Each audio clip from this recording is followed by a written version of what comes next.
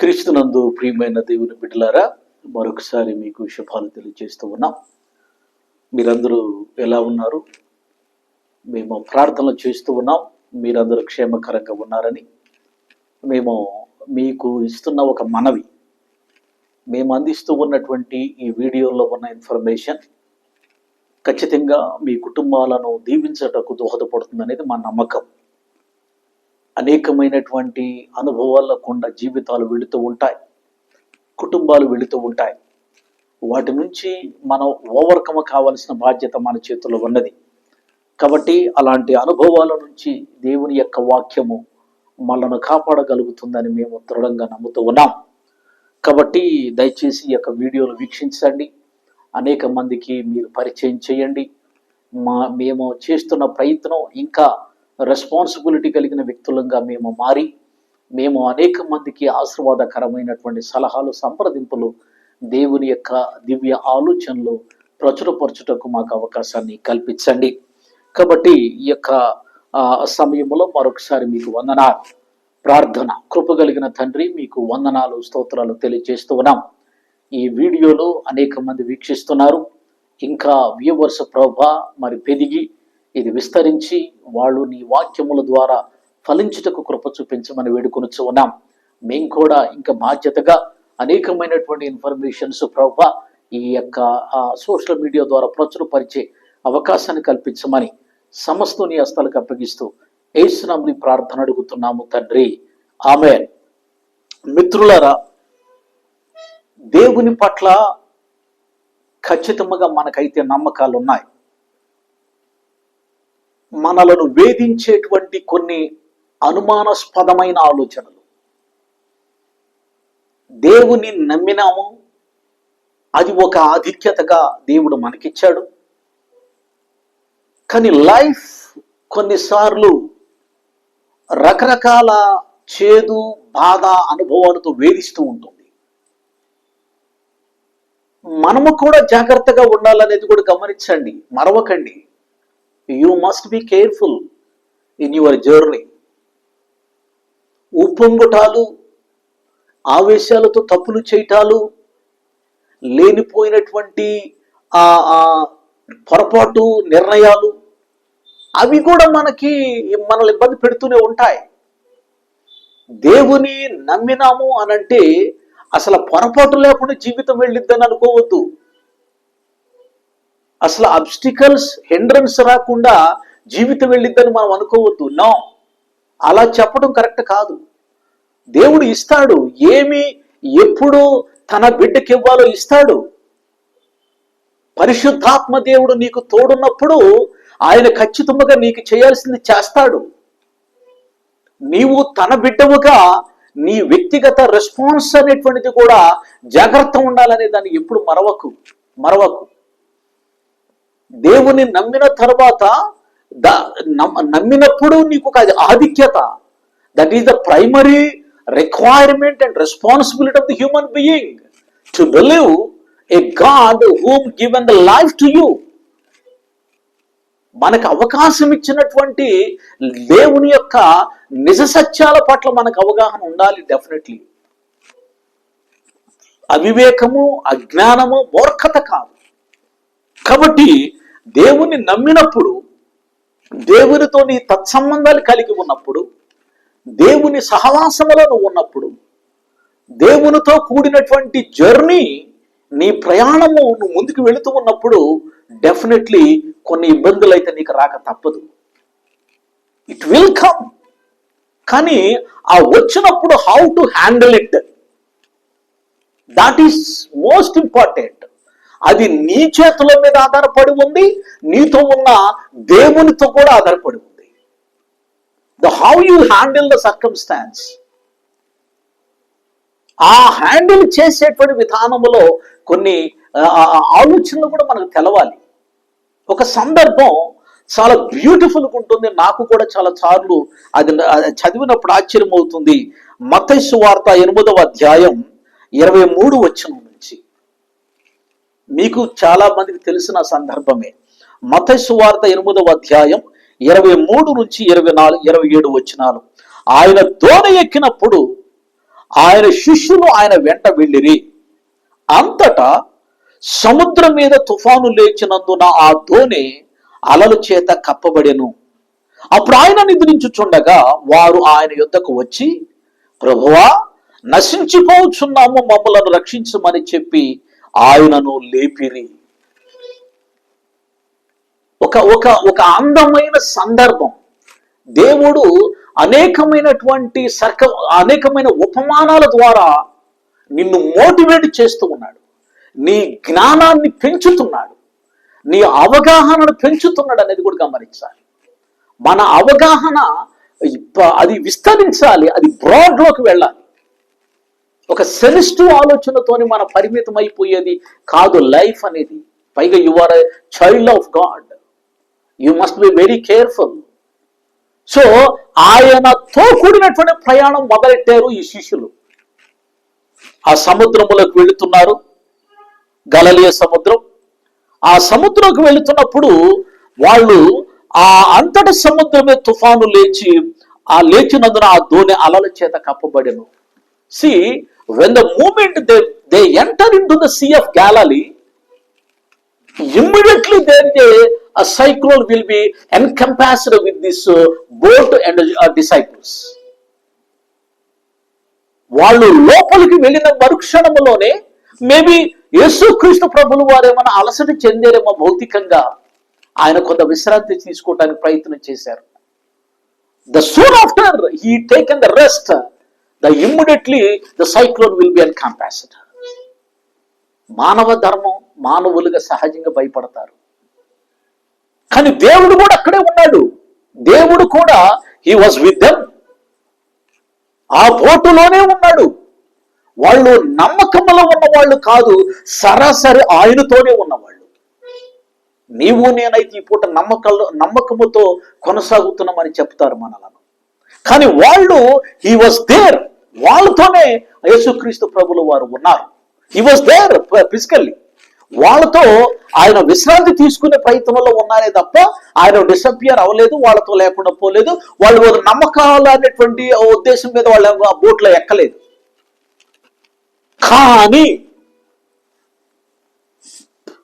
కానీ జరిగినటువంటి ప్రక్రియ మాత్రం జరిగింది. తుఫాను చెలరేగింది. ఆయన ఉన్నప్పటికీ కూడా, ఆయన శిష్యులు అయినప్పటికీ కూడా ప్రకృతి ధర్మం ప్రకృతే. ప్రకృతి ధర్మం ప్రకృతే. ఎప్పుడు ఈ మహోన్నతుడు గద్దిస్తాడో అప్పుడు ఏదైనా అవుతుంది. ఈ మహోన్నతుడు తప్పించాలనుకుంటాడో అప్పుడు దేన్నై నుంచైనా తప్పించగలుగుతాడు. పరిశుద్ధాత్మ దేవుడు నిన్ను ఎప్పుడు ఎలా కాపాడాలనుకుంటాడో అప్పుడు మాత్రం కాపాడతాడు. There is no second thought. నీతో ఉన్న పరిశుద్ధాత్మ దేవుడు, నీలో ఉన్న పరిశుద్ధాత్మ దేవుడు, when he want to protect you, definitely he will protect you. There is no second thought. ఆయన ఉన్నప్పటికీ కూడా తుఫాను వచ్చింది. తుఫాను వస్తే వీళ్ళు మానవ ధర్మములో మానవులు కాబట్టి మానవ ధర్మములో ఆందోళన భయానికి గురయ్యారు. ఆందోళన భయానికి గురయ్యారు. ఒకటి. రెండవదిగా యేసుక్రీస్తు ప్రభులు వారిని లేపే ప్రయత్నం చేశారు. యేసుక్రీస్తు ప్రభులు వారిని లేపారు. ఏమని లేపుతున్నారు చూడండి. వారు ఆయన యొద్దకు వచ్చి, ప్రభువా, నశించిపోచున్నాము, మమ్మల్ని రక్షించమని చెప్పి ఆయనను లేపారు. మేము పెరిష్ అవుతున్నాం ప్రభు. ప్రకృతి విలయ తాండం ఉంది ఇక్కడ. తుఫాను చెలరేగింది బాబు. ఎన్ని కుటుంబాల్లో అలజడు కదా. భార్యాభర్తల మధ్య సమాధానం లేని విధానం. ఎంత కోపమో, ఎంత ఆవేశమో. భార్య ఒక మాట అంటే భర్త ఒక మాట, భర్త ఒక మాట అంటే భార్య ఒక మాట. అదే కాదు, ఈవెన్ పిల్లలు కూడా, how many people are disturbing in the society. ఈ పూట సొసైటీలో ఈ యవన బిడ్డలు కూడా ఎంతమంది డిస్ట్రాయ్ అయిపోతున్నారు. వ్యామోహాలు, ఆశలు, ఆరాటాలు, లగ్జరీ. సి లైఫ్ నీ చేతుల్లోనే ఉంది. ఆయన ఇచ్చేది ఆయన ఇచ్చాడు, ఆయన ఇవ్వాలనుకున్నది ఆయన ఇస్తున్నాడు.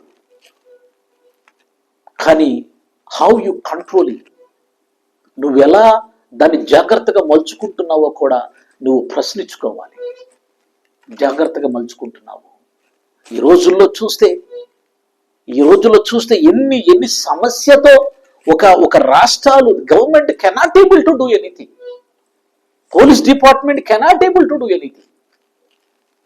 అలా కోర్టులు చూడు అలజడి చెందుతున్నాయి. కోర్టులు కూడా ఆ కేసులు బండిలు. నువ్వు జాగ్రత్త పరుచుకుంటే నీకైతే ఒక మంచి జీవితం దొరికిద్దేమో కదా. ఎందుకు ఆలోచించకూడదు? ఇక్కడ యేసుక్రీస్తు ప్రభుల వారితో మేము నశించిపోతున్నాం. సర్కమ్స్టాన్స్ అనేటువంటిది ఇబ్బందిగా ఉంది కాబట్టి ఆ మాట అంటూ సమంజసమే. కానీ అక్కడ ఉన్నది ఎవరు? నీకు ఆ తుఫాను అలజడి గుర్తొస్తుంది, కానీ నీలో నెమ్మదిగా విశ్రాంతి తీసుకుంటున్న పరిశుద్ధాత్మ దేవుడు నీకు గుర్తురాట్లా. నీ తుఫాను నీ చుట్టూతో ఉన్న ఆ సర్కమ్స్టాన్స్ నిన్ను భయపెడుతుంది. నువ్వు దాని మీదకి వెళ్ళిపోయింది నీ ఆలోచన. నీలో విశ్రాంతి తీసుకున్న పరిశుద్ధాత్మ దేవుణ్ణి నువ్వు తట్టి లేపలేకపోతున్నావు. నీలోనే ఉన్న పరిశుద్ధాత్మ దేవుడు, what a great man. We have privilege. క్రైస్తవులకు ఉన్నది ఒక అందమైనటువంటి నవజీవన శాశ్వతమైన బలం. దేవుని నుంచి ఉన్నటువంటి బలం నీలో ఉన్నదయ్యా. పరిశుద్ధాత్మ దేవుడే నిన్ను ఆక్యుపై చేసేసాడు. కానీ ఆయనను తట్టి లేపకుండా గాబరా పడిపోతున్నావు కదా. నశించిపోవట్లేదు, నువ్వు నశించిపోవట్లా. సర్కమ్స్టాన్స్ అంతే. కానీ కొంచెం ఓపికతో నువ్వు ఆలోచన చేస్తే నీలో ఉన్న పరిశుద్ధాత్మ దేవుణ్ణి ప్రార్థన పూర్వకంగా కొద్ది నిమిషంలో నువ్వు మోకాళ్ళు ఉనితే నీకు సమాధానం చెప్పకుండా ముఖం చాటేస్తాడని మాత్రం నేను అనుకోవడంలా. నో. ఎందుకంటే ఇప్పుడు ఈయన లేచి అన్నాడు చూడండి. ఇప్పుడు ఆయన లేచిన తర్వాత సెకండ్ పాయింట్ గా మనం ఆలోచన చేస్తే దేవుని రెస్పాండ్ ఎలా ఉండాలి? ఫస్ట్ రెస్పాండ్, ఆయన ప్రకృతిని కనపడింది, చూసినా చూడకపోయినా. అది చీకట్లు కమ్మింది, తుఫాను చెలరేగుతుంది, అలలంతా ఆ యొక్క దోణి మీద దాడి చేస్తూ ఉన్నాయి. అప్పుడు న్యాచురల్ గానే ఆ మహోన్నతుడు తుఫాన్ని గద్దించటమో వీళ్ళను శాంతింప చేసే మాటలో ఏదో వాడాల. కానీ ఏమన్నాడంటే, అందుకు ఆయన అల్ప విశ్వాసులారా ఎందుకు భయపడుచున్నారు? లేవడంలో ఆయన అన్న మాట వీళ్ళ మీదకి వెళ్ళింది ఆయన దృష్టి. వాళ్ళ మీదకి వెళ్ళి ఆయన అంటాడు, అల్ప విశ్వాసులారా. అదేంటి ప్రభువా? ఒక పక్క ప్రకృతి, దానికి ఉన్నటువంటి అధికారం, దానికి ఉన్న బలం అలాంటిది. మేము చూస్తేనేమన్నా సామాన్యమైన మానవులం, మీరు చూస్తేనేమన్నా విశ్రాంతిలో ఉన్నారు. ఇట్ ఈస్ న్యాచురల్ కదా. మేము భయపడటం అనేటువంటిది సమంజసమే కదా, మేము ఆతృత పడుతూ సమంజసమే కదా అని వాళ్ళు అనుకునే ఛాన్స్ లేదు. వాళ్ళు అనుకోవటానికి దేవుడు తావు ఇవ్వకుండా అల్ప విశ్వాసులారా, ముందు దాన్ని ఎందుకు ఆలోచించలేకపోయారు అనేది ఆయన ఉద్దేశం. నేను మీతో ఉన్నప్పటికీ కూడా దానికి భయపడే ముందు నేనున్నాను అనే ఆలోచన నీకెందుకు రాలేదు? పరిశుద్ధాత్మ దేవుడుగా నేనున్నాను అనేటువంటి ఆలోచన నీకెందుకు రావడం లేదు? నువ్వు గాబరాపడిపోతున్నావే తప్ప నీతో ఉన్న పరిశుద్ధాత్మ దేవుణ్ణి నువ్వు ఏమాత్రం కూడా ఆలోచించలేకపోతున్నావే. నీకు ఆ నమ్మకం అంత బలహీనమైనది. నీకు కావలసిందల్లా ప్రకృతి, లేకపోతే వచ్చిన ఇబ్బంది తప్పుకోవటమే. నీలో ఉన్న పరిశుద్ధాత్మ దేవుణ్ణి లేపటం కానివ్వండి, ఆయనతో చెప్పుకోవటం కానివ్వండి, ఆయన సజెషన్ తీసుకోవటం కానివ్వండి, ఆ సమయం నువ్వు కేటాయించలేకపోతున్నావు. That is unfaithfulness. అదే ఆ విశ్వాసంలో ఉన్న బలహీనత. నిజమే, చాలా మంది టెంపరరీ క్రైస్తవ్యం, ఎగ్జాక్ట్లీ చర్చికి వెళతారు, బాగానే ఉంది. ఎగ్జాక్ట్లీ సాంప్రదాయాలు పాటిస్తారు, బాగానే ఉంది. కానీ నీ ఫెయిత్ నీకు దోహదపడుతుందయ్యా. ఈ సాంప్రదాయాలన్నీ, ఈ యొక్క ట్రెడిషనల్గా చేసే ఈ పనులన్నీ కూడా వాటికే మిగిలిపోతాయి తప్ప, when you have a faith, ఆ ఫెయితే నిన్ను కాపాడుతుంది. నీకు బలం ఇవ్వాలన్న ఫెయితే, నీకు దారి చూపించాలన్న ఫెయితే, నిన్ను మోటివేట్ చేయాలన్న ఫెయితే. దేవుడు ఇస్తున్న సలహా ఏమిటంటే, నేనున్నాను అనే ఒక ఆలోచన మర్చిపోబోకు అని. నేను నీతోనే ఉన్నానయ్యా, నేను నీతోనే ఉన్నాను అనే ఆలోచన మర్చిపోబోకు. నీకు కళ్ళకు కనపడిపోతుంది, కానీ నీ మనసులో ఉన్న చూడు, నేనున్నానని మర్చిపోబో. నేనున్నానని నువ్వు మర్చిపోయినాడు, నీకు ఖచ్చితంగా తుఫాన్ లాంటివి మాత్రం నిన్ను చుట్టుముడతాయి. నువ్వు నేనున్నా నశించిపోతున్నాం అంటున్నావు చూడు, నశించిపోతున్నాం అనేటువంటి ఒక ట్రెస్, ఒక యాతన నీకు జరిగింది, కానీ నన్ను గుర్తు తెచ్చుకునే ఛాన్స్ నీకు రాదు. నేనున్నాను అనేటువంటిది నీ మనసులో ఉంటే ఎప్పుడు నువ్వు నేనున్నాను అనే భావనతో నువ్వు బ్రతుకుతావు. నీకు కావలసినది, you are just human being. నీ ప్రయాణం ఎంత, కానీ నా సాక్షాత్తు సార్వభౌముడైన దేవుడి త్రియేకత్వములో ఉన్న మహోన్నతుడు ఆకాశ మండలాన్ని చీల్చి మానవ సమాజానికి వచ్చినటువంటి నజరేతుని యేసు ఇచ్చిన రక్షణను నువ్వు కలిగి ఉన్నావు కాబట్టి నువ్వు దేవుని కలిగి ఉన్నావు. Do not discourage. దేవుడికి, పరిశుద్ధాత్మ దేవునికి నీవు అవకాశాన్ని కల్పించుకో. నీ క్షేమాన్ని గురించే, ఆయన మీదకు ఆయన సహాయం కోసం వర్ధించు. నీ క్షేమాన్ని గురించే. ఆవేశాలతో, అనర్థాలతో, కోపతాపాలతో అదే జీవితము కాదు. కాబట్టి ఈ మహోన్నతుడి యొక్క ఉద్దేశం ఏమిటంటే, అల్ప విశ్వాసులారా ఎందుకు భయపడుచున్నారు? అదేంటి, తుఫాను వస్తే భయపడరా? తుఫాను లాంటివి ఇంకా వస్తాయి, భయపడుతూనే ఉంటావా? నువ్వు దాని పరిష్కారం వెతుకు. పరిష్కారాన్ని నీ వల్ల కానప్పుడు నేనున్నా, నాకు ఛాన్సు. నిన్ను కాపాడటం పెద్ద లెక్కేం కాదు. కాబట్టి ఈ యొక్క సమయంలో దేవుడు మాట్లాడుతున్న మాటలు మీరు గమనించాలి. అందుకంటున్నాడు, చెప్పి లేచి గాలిని సముద్రమును గద్దెంపక మిక్కిలి నిమ్మళమాయను. That is the power of God. ఎక్కడున్నాడు ఆయన? నీలోనే ఉన్నాడు. తుఫానేమన్నా నీ నలదడి సృష్టించింది, ఈయనేమన్నా నీతో విశ్వాసంతో ఉండొచ్చు కదా అన్నాడు. మూడవదిగా నిన్ను కాపాడే ప్రయత్నంలో ఆ తుఫాను గాలిని గద్దించాడు. పరిష్కారం అయిపోయింది. కానీ ఇక్కడ మిగిలింది ఏంటి? నిన్ను అనిన అల్ప విశ్వాసులారన్న మాటే. తుఫాను గద్ది ఆపాడు, అది వచ్చింది, తన పని తను చేసుకుంటానికి వచ్చింది, దాన్ని గద్దించాడు. ఈ మహోన్నతుడు మన శిష్యుల మధ్య మిగిలింది ఏమిటి? ఆఖరికి అల్ప విశ్వాసులారని ఒక సర్టిఫికెట్. ఎంతకాలం అలా? ఎంతకాలం? దేవుని బిడ్డలారా, అల్ప విశ్వాసం అనే సర్టిఫికెట్ తగిలించుకోబోకు. అది నీ కూడు పెట్టదు, గుడ్డ పెట్టదు. సంప్రదాయాలతోని నిత్యము దేవుని కలిగి ఉన్నామని చెప్పుకుంటూ దానివల్ల నీకు లాభం రాదు. నువ్వు కలిగి ఉన్న దేవుడు మహోన్నతుడు. ఆయన ఈ తుఫాను పెద్దగా ఆయన ఏం చేయలేదు, ఏమీ కూడా ఆయన చేయలేదు. ఈయనకు గాలియు సముద్రమును లోబడతాయి. ఆయన డెఫినెట్ లోబడతాయి. ఎందుకు లోబడతాయి అంటే, నిన్ను కాపాడటానికి లోబడతాయి. నిన్ను కాపాడడం అనేది చాలా ముఖ్యమైన పని. వాటిని చలామణి అవనేతో కాదు ఆయన కావలసింది, నిన్ను కాపాడే పని కావాలా. ఈ ప్రకృతి నుంచి, ఈ ప్రయాణాల నుంచి, ఈ తుఫాను నుంచి. కానీ నువ్వు కూడా జాగ్రత్తగా ఉండు. అరే, నీ కళ్ళ ముందు సముద్రం ఆ రకంగా అలలు చెలరేగుతుంటే దాంట్లో సెల్ఫీ కోసం నువ్వు వెళ్ళి ఏదైనా జరిగితే నువ్వు బాధపడే సుఖమేంటి? కుటుంబ సభ్యులు అరిచి సుఖమేంటి? గోలబెట్టే సుఖమేంటి? నీ సెల్ఫీలు పిచ్చి మీద ఆ రాళ్ల మీద ఎక్కి తుఫాను ఆ రకంగా చెలరేగుతుంటే ఎన్ని వీడియోలు కనపడుతున్నాయి. అవివేకమే కనపడుతుంది అక్కడ మనకి.